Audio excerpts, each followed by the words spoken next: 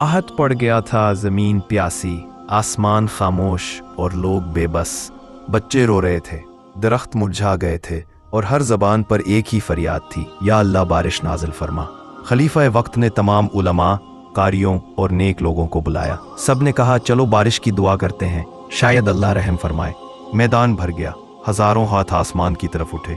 आंखों से आंसू बह रहे थे, दिल टूट रहे थे, मगर आसमान खामोश रहा।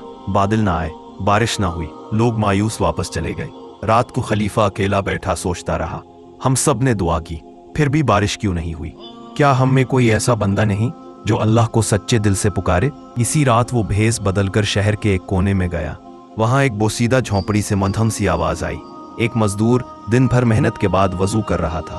फिर उसने अपने हाथ उठाए और आहिस्ता से कहा, ऐ मेरे रब, मैं ना कोई आलिम हूं ना जाहिद, बस एक मजदूर हूं जो दिन भर मेहनत करता है, लेकिन तेरे बंदे प्यासे हैं, उनके बच्चे भूखे हैं, उन पर रहम फरमा, बारिश नाजिल कर दे।